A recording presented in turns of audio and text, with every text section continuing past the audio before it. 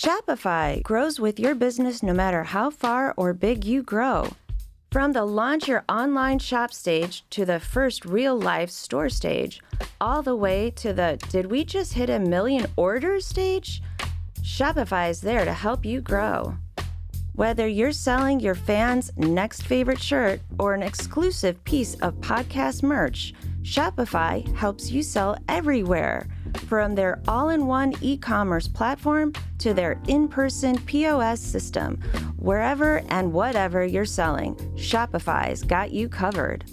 Sign up for a $1 per month trial period at shopify.com/income, all lowercase.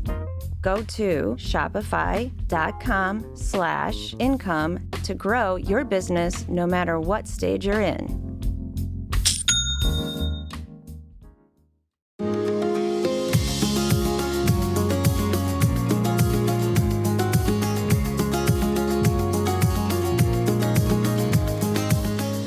Welcome to my award-winning podcast, Thoughts from a Page, a member of the Evergreen Podcast Network. My name is Cindy Burnett, and here you can expect author interviews as well as chats with other book lovers about their recommended reads. With so many books coming out weekly, it can be hard to decide what to read, so I find the best ones and share them with you. If you are looking for a community of readers, bonus content, and a chance to read books before they hit the shelves, I hope you will consider joining my Patreon community, which is filled with a wonderful group of book lovers. The link to join is in the show notes. Do you love to be in the know about upcoming books? I have recently worked on 2 different projects. The first is a 2024 summer reading guide that highlights 45 fabulous titles that I have read and loved and that will make great reads for this summer. The guide is 12 pages long, and you can print it, and it contains my comments and thoughts on each book, as well as what type of reader the book will appeal to. The second project is with Kelly Hooker of At Kelly Hook Reads Books. She and I just recently produced our second literary lookbook, which is a list of 393 titles releasing from May to October 2024, curated for our communities. The link to buy both is in my show notes. Today, Kristy Woodson Harvey returns to chat with me about a happier life. I adore Kristy herself and her books, and I highly recommend picking up any of them that you haven't read so far. And A Happier Life is a great addition to her collection. She is the New York Times bestselling author of 11 novels, including The Summer of Songbirds, The Wedding Veil, Under the Southern Sky, and the Peachtree Bluff series. Kristy's writing has appeared in Southern Living, Traditional Home, Parade, and more. She is the co-founder of the hit web show and podcast, Friends in Fiction. I hope you enjoy our conversation. Hi there. I'm Heather Drago. And I'm Sarah Saunders. We host the podcast, That's a Hard No, about saying no and setting boundaries. So you can become that true and empowered you that this world needs. Saying no isn't just okay. It's the key to living an authentic, fulfilling life. I'm a licensed professional clinical counselor. So while this podcast is in no way a replacement for one-on-one therapy, I suppose I know what I'm talking about. I'd say so. We talk about learning to say no and set healthy boundaries and how it impacts mental health, physical health, relationships, parenthood, and more. Subscribe wherever you get your podcasts and visit our website, hardnopodcast.com. We're here to help you find your no and say it unapologetically. That's a hard no.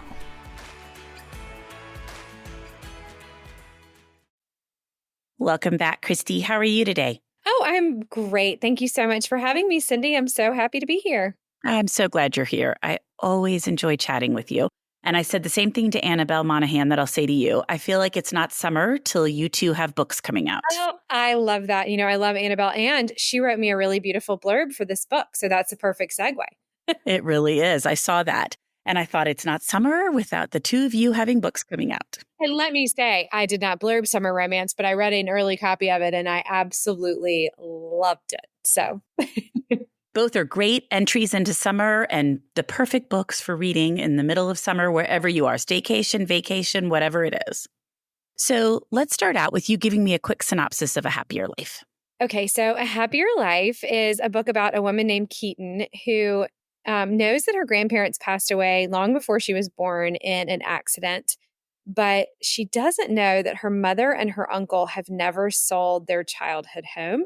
And not only that they haven't sold it, but that they actually have not been back inside it since the night their parents passed away in 1976.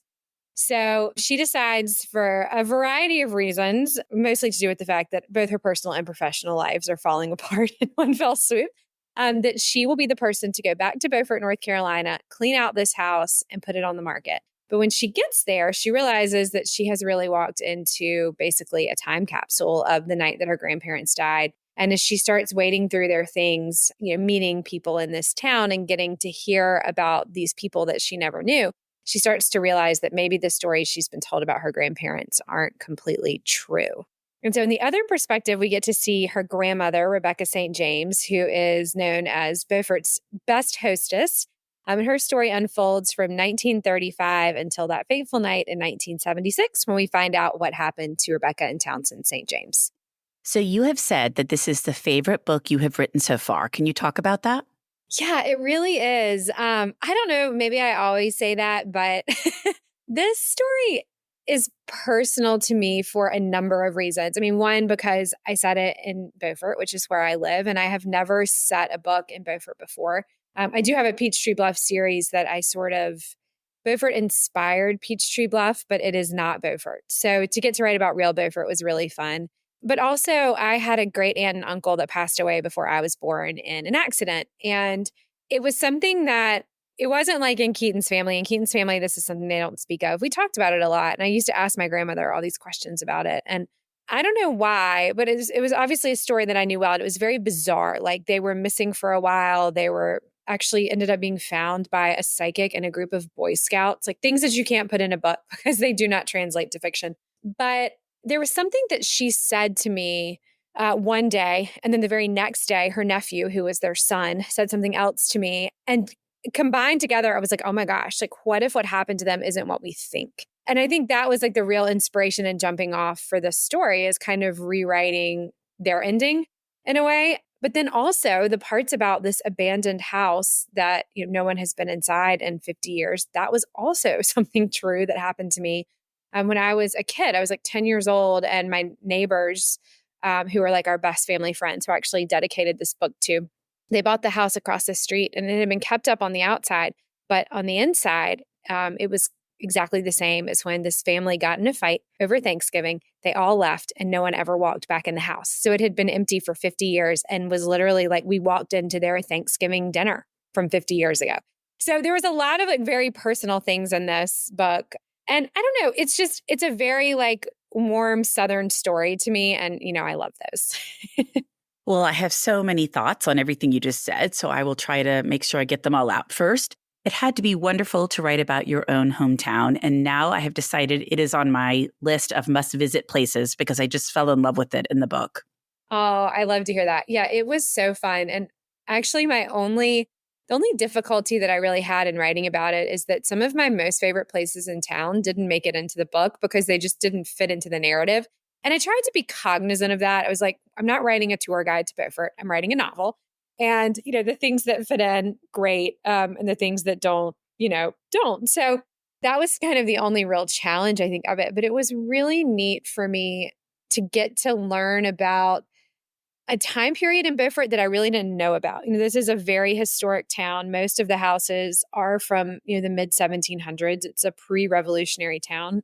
And so I know more about that time period, right? Like I know a lot about, we learn a lot, we hear a lot about the 1700s, the 1800s, like the time when this area was really being settled. But that sort of 1930s to 1970s part, I didn't really know anything about. So it was really cool to be able to go back and do some real, historical research. And I was shocked by the things that were happening here, like bands coming in from New York City and like, this glittering new hotel opening up that, everyone wanted to visit, and just these things that I had never heard about and didn't know about. And so that was really interesting for me as a person who lives here to get to kind of place myself within that time period a little bit more. Absolutely. And I felt like both the town and the house were characters in the story. And I think that's because it's also personal to you. Well, thank you. That's a huge compliment because I really do love that. And I will say, a lot of So I set the book on Sunset Lane because I thought it was pretty and it was a nice metaphor. And there is a Sunset Lane about a block and a half from me, and it's a beautiful street. But the real street is that I based it off of is Front Street, which is the street that runs right through the center of town. And I will say the house in the book is very similar to my house. I think the only thing that's different is I put the library downstairs where it's really upstairs. But there are a lot of similarities, to my house, and, for better or worse. I don't know why. I think it is a historic house. And I always think about all the stories that are held in these walls. And that was kind of a fun jumping off point for me. I bet. I love thinking about that when I visit places that are older, just everything that happened before, the ghosts that are living in the walls and all of that. Yes. And then also to walk into a home that had not been opened for 50 years. I would love to have that kind of experience. It reminded me of that apartment in Paris that was discovered like in the late 1990s, the early 2000s, where it had not been opened since World War II. And so it just made me kind of think about that. But what a cool idea. Yeah, no, it was, and as a 10-year-old, I didn't think much about it. Like this is a 10-year-old mentality. I remember feeling sorry for the toys. Like the toys were just kind of like left in the kids' rooms, and like they were sort of like mid-play, and then no one ever came back from them. I was like, oh, this is so sad. All these toys that were never rescued. They were so lonely. They were so lonely. But, at 10, things don't strike you in quite the same way, right? Like I thought it was weird, but at 38, I'm like, that's really weird. Yes, definitely. I mean, you just wonder about the story there. They all got in a fight and then nobody ever visited again until the house sold. Right. And so now I'm like, what was the fight? Now I need to know what happened. It had to be a big fight. Right. A bad one. And then Bex has these legendary dinner parties. Where did the idea for that come from? So several different places kind of all converging, I think. For one, we went to this amazing dinner party probably, I don't know, 4 or 5 years ago at a friend's house here who's local. And he is known for his legendary dinner parties. And, same like everything that I said in the book, he does. Like everyone has their own server and they're dressed in these, amazing blazers with brass buttons and matching shiny shoes. And, it's this real experience that you have. And group conversation is a part of it. Like when you go to the dinner party, it's not like at a dinner party where a lot of times you're like talking to the person to your left and talking to the person to your right. The whole table is talking and everyone is chosen there for a certain reason. And you don't necessarily know what that reason is, but you sort of figure it out as the night goes on because you start to realize all these commonalities that you have with these people, which is really cool. That was definitely an inspiration for it. But also I think like in a larger sense, I think this book in a lot of ways is maybe for me, like trying to unearth some feelings that I have about tradition, like Southern tradition and the things that, my grandmother did and like my mother did and the things that I love and that are so important to me, but that I don't necessarily have space for in my life right now. And so I think in some ways I didn't mean for that to happen, but I think, Keaton is kind of an example of someone who is uncovering all these traditions that her grandmother has. And she feels this really strong need to save them, to save the good parts of, this life that her grandparents led and how she can take what her grandmother did and, bring it into this new time period and kind of preserve her memory in a way, which I really like the idea of. And I think I had just lost my grandmother when I started writing this book. And so a lot of it, I remember so there's a little entertaining tip at the beginning of every chapter. And I remember when I started that, and then I thought, why would you do this to yourself? Because now you're going to have to come up with something to put at the beginning of every chapter. And it was the easiest thing in the world. I didn't think about a single one of those tips. It was like, I just thought, well, what would grandmommy say about that? And like, do-do-do-do-do. It was so easy. And I loved that touch that you had those. And I'll tell you, as I was reading the book, I lost my mom in the last couple of years, and she loved dishes and glassware and entertaining. And we have so much of it now that we inherited, even between my sister and me. 2 of us, we still have so much. And we've been trying to figure out what to do with it because you really don't use all of that stuff today like they did then. Right. And so it's been interesting. And it really made me think a lot about it as I was reading your book. Yeah. And it is an interesting, and all that to say, we have parties all the time. I love to entertain. I love to have people over, but I am not often polishing silver and hand washing china to do that. Like there's just, it's like you can't, get work done for the day and then do all of that too sometimes. So, every now and then, but yeah, it's an interesting kind of look at that, I think.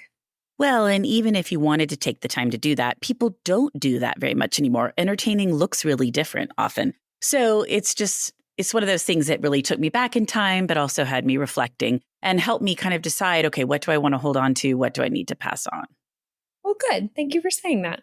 Do you stockpile ideas anytime you think about something and then try to incorporate them into your story?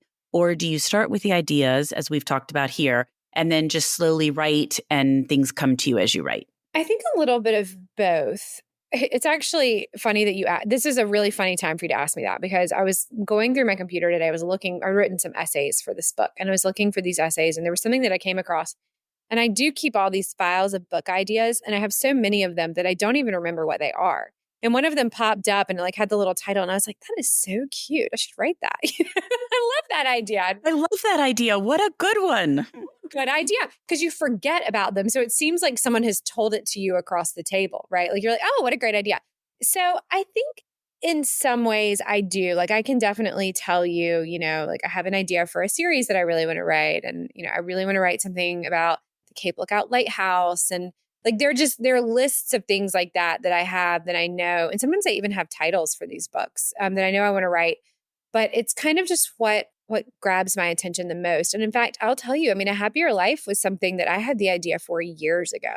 And it's just been sort of marinating back there all this time. And I think something reminded me about that house, about going into that house. And it was like when I had that little reminder, I was like, oh, okay, like this is the next book. This was the little missing piece. So I have vague ideas, but I'm definitely a pantser, as they say, like fly by the seat of your pants. I never totally know what's going to happen.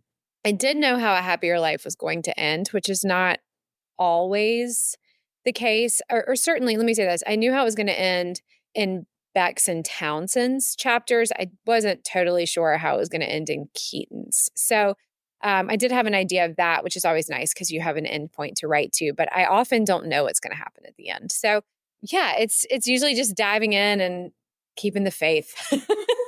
Well, and you had several ideas already for this one, and you're writing about your hometown, a little bit about your family. So it's probably easy to then have ideas coming to you as you're writing.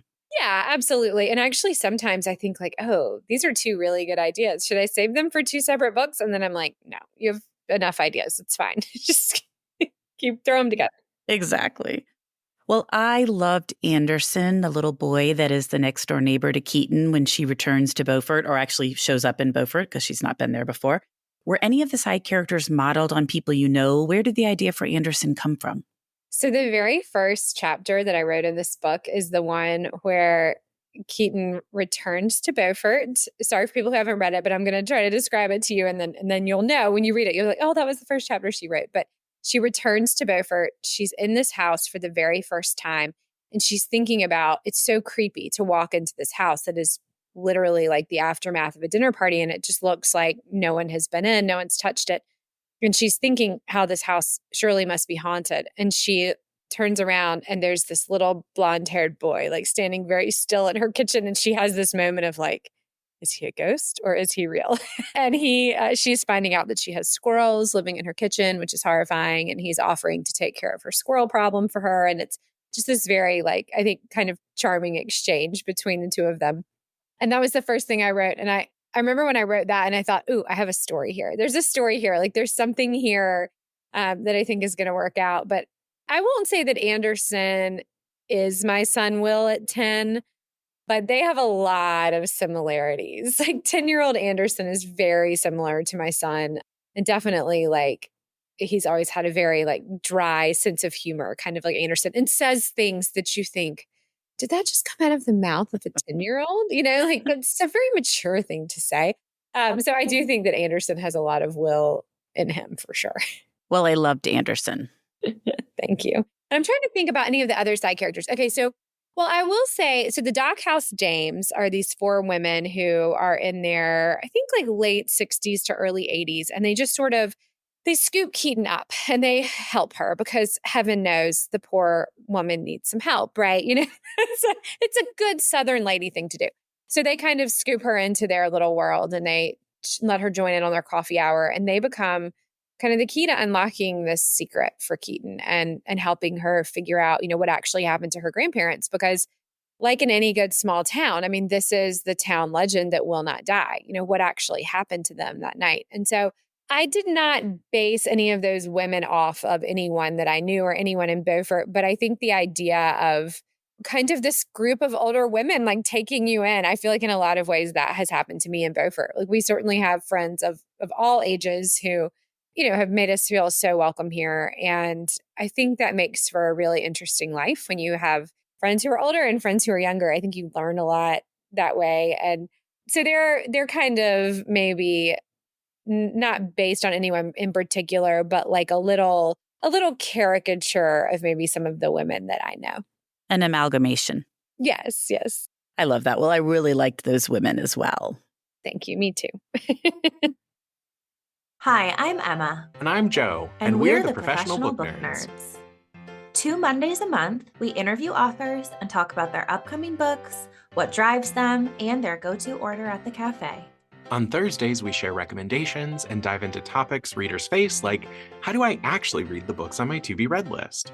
You can find the Professional Book Nerds podcast on Apple Podcasts, Spotify, or wherever you get your podcasts. Want to learn more about us? Our website is professionalbooknerds.com, and you can find us on Instagram, Twitter, and TikTok at ProBookNerds. We hope you'll come and listen, and as always, Happy reading! I'm Allison Holland, host of the Kennedy Dynasty podcast. Equipped with a microphone and a long-term fascination of the Kennedy family, I am joined by an incredible cast of experts, friends, and guests to take you on a fun, relaxed, yet informative journey through history and pop culture. From book references to fashion to philanthropy to our modern expectations of the presidency itself, you'll see that there is so much more to Kennedy than just JFK or conspiracy theories. Join me for the Kennedy Dynasty podcast. Well, what surprised you the most when you were writing A Happier Life? Okay, well, lots of things actually. So for one, I wasn't planning on writing Townsend's perspective. And then when I did, I actually ended up writing this whole point of view of his. And then I ended up cutting most of it. So I think we only hear from Townsend maybe 3 or 4 times in this book where we really need to. But originally, I had him in this book a lot more prominently, which again was surprising to me. But his voice came to me really early and very strongly. Like I remember, like I was sitting with my family and I was watching TV, and all of a sudden I just got this like voice in my head, and I was like, okay, well, he's going in the book. So that was kind of interesting. I did a lot of different things to this book before I landed on where I wanted to be. At one point, and maybe like a 3rd or 4th draft, I ended up doing an entire point of view from the house's perspective, because I do like the idea that the house kind of holds the stories in its walls. And then when we got to the end, I just thought, I don't know that I really need all of that. And then sliding the prologue back in was like very last minute. So I was glad that we did that, because I like hearing from the house a little bit, but I didn't think we needed all of the house. So I don't know why this, because I wouldn't say, like I'm saying that I rewrote a lot and I fiddled with it a lot, but it wasn't hard to write. So I don't, it wasn't like it was a difficult book to write. It was just, I wanted to get it. I wanted it to feel just how I wanted it to feel. And so, it took a couple rounds to get it there, but I think that's pretty ordinary maybe. But I think I rewrote this one maybe a little bit more than some of my others in order to just give it that just right little feeling. Trying to land on the perfect balance of everything you wanted to include. Yeah, exactly. And I loved that the house got its own chapter in the prologue. Me too. What was the hardest part of writing A Happier Life? And maybe we just touched on that. No, I mean, this is going to sound like it wouldn't be that hard, but I had a hard time deciding how much of Townsend and Bex's love story in the past to include. So I had much, much more of that in my earlier drafts. And I love writing a love story, and I love kind of just the idea, especially writing a love story in the 30s and 40s. I mean, you have all of these great, there's war, and like there's just a lot happening that makes for an interesting type of love story. But I think in the end, I thought, that's great, but we know they end up together. So there's not a lot of tension in those scenes, even though it might be kind of fun. So it was one of those things where I thought, all right, well, this is telling us some story that I like to read, but it's not really moving the story forward. And so I ended up cutting a lot of that and just giving us the backstory that we absolutely needed. But I think that was the hardest part for me, because I do love to write a love story so much. And I loved the unfolding of their love story so much that cutting it was was very much killing one of my darlings. And that has to be difficult because it's probably incredibly helpful to write some of these passages that you're talking about that you then do have to remove. But also you haven't wasted your time because all of it informs the story. For sure. And I think that's just, that's always part of the process is, I'm always going to have things that are left on the cutting room floor. And a lot of times I compile them together and use them as like extra bonus material. So I'll see if I can do that on this one. I'm not sure if I can or not. But yeah, I never feel like anything's wasted because I got to know them better. And I think, I wanted them to have this great big love story. And I think that comes across. I think we have enough that, in the end, hopefully, you feel like they have this big love that has lasted a lifetime. Most definitely. And what about the dual timeline? I know you're a pantser. So as you're writing, do you write here and there? Do you write straight through? Do you write one timeline, then the other timeline? How does all of that work for you? Well, it sort of depends on the book. But for this one in particular, I know I didn't start at the beginning and write to the end for sure. I think I was maybe more linear than I could have been. And the only way, I don't know why, but for some reason, it just tends to work out. Like I knew that the parts in the past were going to be informing the parts in the present. And so I just kind of would write what felt like the next logical step. And that doesn't mean that it ends up exactly where it needs to be, of course. There's a lot of moving around. And especially because, I won't say there's like a mystery in this book, but there was something that I was leading to. Like there was a reveal that I was leading to. And so especially when I got to the last like maybe 100 pages, I was definitely writing chronologically because I needed Keaton to find this that would lead to, the explanation in the past, that kind of thing. So definitely by the last 100 pages, I was writing chronologically, but maybe before then I was like a little more all over the place. What came to you, you would write. Exactly. Well, what about the title and the cover? Okay. So the title and the cover, oh my goodness, they have been through a lot of iterations. So this book, my working title was Where the Sky Meets the Sea, which I still really like that title, but I think that title has a very different feeling to it. It definitely feels weightier. And I think we were going to go with that. And then, I don't know, then there was this whole thing about, should it be Where the Sea Meets the Sky, Where the Sky Meets the Sea?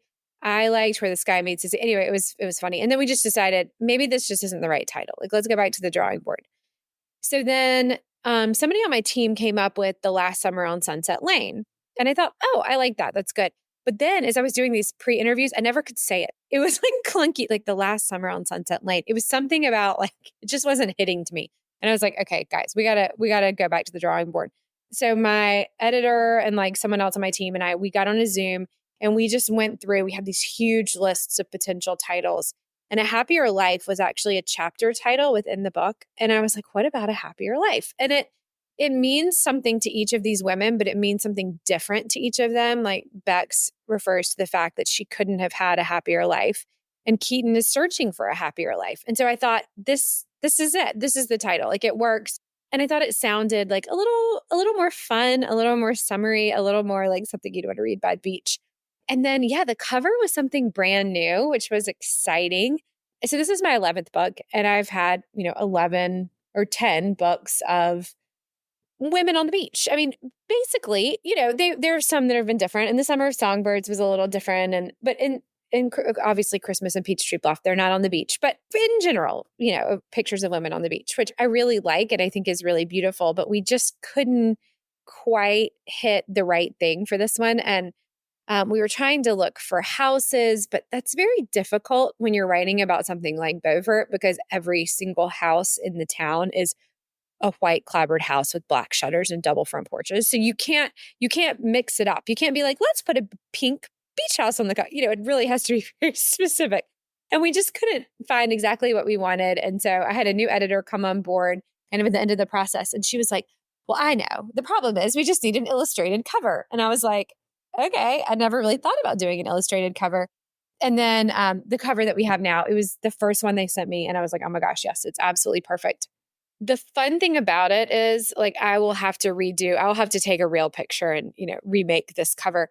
But so there's a woman on a beach chair and she's like looking back at the town. And that is a perfect interpretation of Beaufort. Like I can sit at the Rachel Carson Reserve in my beach chair and look back at my house across the way. Like it's really neat. So I think they did a really good job of capturing that. And I don't know, it's fun. It's summery. I think it pops and I love all the colors and saturated purple sky. And it's just, and actually it's almost like a good interpretation of the sunset too, because the sunsets here are so vivid and so vibrant that I don't know, but the minute I saw it, I was like, yes, I love it. And they sent me a few different colorways. And I was like, I haven't seen a lot of purple. I've seen a lot of pink, seen a lot of blue. Let's do purple. So purple it was. And I love it. And illustrated is all the rage. So it does really fit squarely with what everybody's doing these days. It is. It really is. And I honestly, not even to be funny, but like, I think it's like we've run out of cute girls on the beach. And it's nice to have something a little different from your earlier books, just in terms of wanting to distinguish this one. Yeah, for sure. And I don't know what we'll do for the next one. I don't know if we'll stay with the illustrated look or if we'll go back. We're actually working on covers right now. So I'll be interested to see what they come up with. But I did just get a new cover for the Summer of Songbirds for the mass market paperback. And it is so stinking cute. So I'm very excited about that one. Oh, good. I'm going to have to keep my eye out. And do you want to talk at all about the next book or do you want to wait for later? I'd love to. So tell me about it. Okay, so the next book I'm pretty sure is going to be called Beach House Rules, which I'm very excited about, and it really ties into the book so nicely. But it is a book about a mommune in North Carolina, basically a group of women who come together to raise their children, which is something that I saw in the news a lot this summer, and I thought, what an interesting idea. But we get to hear from 3 different women in this book. So one is named Alice, and she is the owner of this house, which the town has nicknamed the Mommune. And she is actually single and does not have children, but she has lost 3 husbands. And so there are a lot of people in town who have a lot of questions about Alice and wonder if she has sort of a shady past and if all of these husbands died by natural causes or if she was behind them. But she owns this bed and breakfast with her last husband. And when he passes away, her niece is also getting divorced and is in a bad situation. And so she comes to live with her. And then one of her niece's friends comes to live with her. And then this woman named Charlotte, who is another one of our protagonists, her husband is accused of wire fraud. And so when that happens, she cannot get in her house. All of her assets are frozen. And she and her daughter, Iris, who's also a protagonist, literally have nowhere to go. And so Alice runs into Charlotte in kind of a tragically comic way, I think, and asks her to come live at the Mommune. And Charlotte is not sure about this, but she has nowhere else to go. So of course she does. But there's also a thread running through this story. There's an anonymous Instagram account called Juniper Shores Socialite. And Juniper Shores Socialite kind of becomes the voice of the town and what people think is going on inside this house, and also becomes a little bit of a way that these women are able to manipulate their futures because they start to realize how much public perception is shaping their reality. And they use that to their advantage a number of ways throughout this book. But they also come to realize that there is a connection among all of them that they were not aware of. And it ends up kind of thrusting them all into a different place in their life. Okay, that sounds so good, and I cannot wait. I was like, I don't know if I actually said anything about what the book is about. No. But anyway, I'm not good at it yet. I just turned it in today, actually, for the last time. So that's good. So I should know what it's about by now. But yeah, I mean, it's really at its core is a book about the ways in which, women come together to help each other in difficult times. And again, about the ways that, media and social media in particular shape our lives and shape our reality, even when that quote reality isn't true. That is such an interesting topic to me, and it's showing up in books more and more, and I'm always so intrigued by it, and I'm always there for it. I think it's a really interesting thing that needs to be dissected and better understood. Oh, well, good. Well, I'm glad that you like it. And, that was actually something that I didn't add until later, but I got finished with the book, and I thought the really big thing that I wanted to achieve in this book, or not even necessarily achieve, but something that I really wanted to see was what is actually going on with these women inside the walls and what the town is saying about them. And I think especially in like the small town South, that's something that's really common. A lot of what people are saying isn't necessarily true. And so I needed to really be able to hone in on that a little bit. And so I thought, I'm going to have like an account that, everyone in town is following. And this is very real. I mean, there are 2 towns like in North Carolina that I can think of off the top of my head. One is an Instagram account and a blog, and then one is actually a true newspaper that like is printed and goes around to businesses, and it's like a gossip column like of the town, and it's crazy to me. But anyway, and so I was like, well, this is great. This is what I'm going to use, and then we can see, what the town is really thinking and what the town is really talking about, and then what's actually going on. Well, that's giving me a little bit of Bridgerton vibes. Yeah, it's a little Lady Whistledown. Lady Whistledown. Yeah. And then also, have you read Under Your Spell yet by Laura Wood? It comes out this summer. No, I have not read that one. So she has kind of a commune in her story, but it's not the main portion of the story, but it exists. Was this rock star, and he had 3 different wives, or maybe one was just a relationship, and they all had daughters, and they end up all living together. Not the guy, but just the 3 moms and the girls, and raise them. And so I was like, oh, that makes me think of that. No. Yeah. So it's really cute. That's crazy. Okay. Well, before we wrap up, what do you recommend? What have you read that you have loved? Oh, man. I have read so many good books this summer already that I cannot even tell you. Okay, so we talked about Summer Romance by Annabelle Monaghan. I loved that one. I loved A Novel Summer by Jamie Brenner. Like, just loved it. Flew through it. I read it in January. So I need to go back and read it again because I can hardly remember like all of the details, all the finer points. But I think it's her best book. I loved that book. 7 Summer Weekends by Jane L. Rosen is one that I read and absolutely loved. I'm just finishing up Emily Giffin's The Summer Pact, which is just so great. It's about a group of college friends and that like coming back together later in their lives. And I love things like that. Obviously, I guess The Summer of Songbirds, I kind of was, similar. I love the groups of people from the past coming back together in the present. I love the idea of that.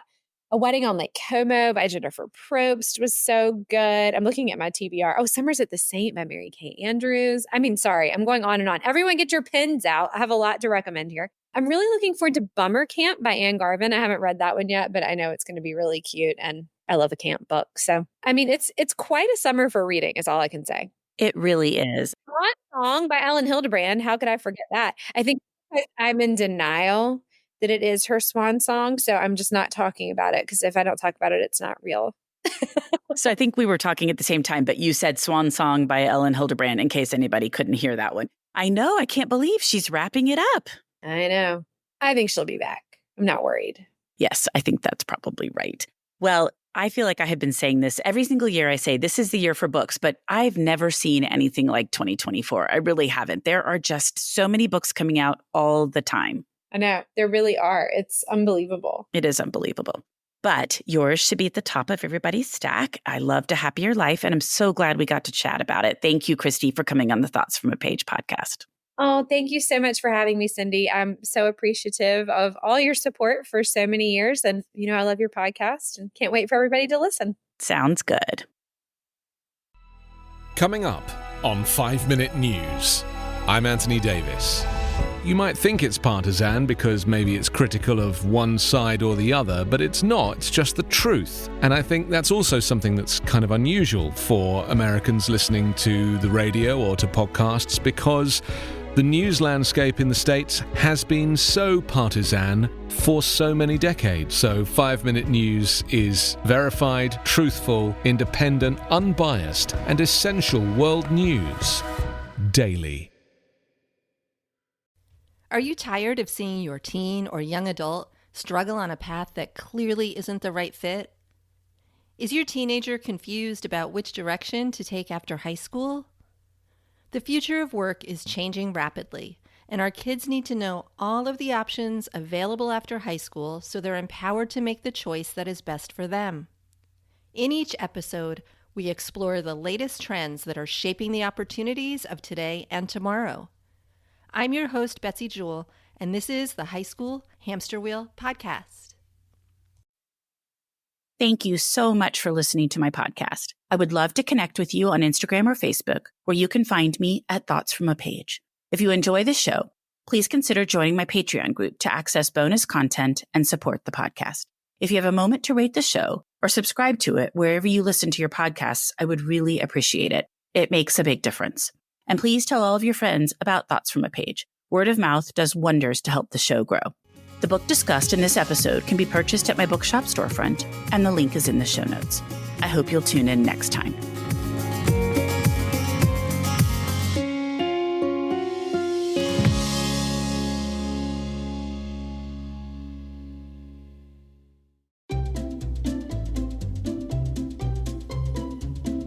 Hello, and welcome to Novel Conversations, a podcast about the world's greatest stories. I'm your host, Frank Lavallo, and for each episode of Novel Conversations, I talk to two readers about one book. And together, we summarize the story for you. We introduce you to the characters, we tell you what happens to them, and we read from the book along the way. So if you love hearing a good story, you're in the right place. Our 9th season is coming this fall. Tune in to hear from some of the all-time great authors, Charles Dickens, Jules Verne, F. Scott Fitzgerald, and more. Subscribe to Novel Conversations wherever you listen to podcasts.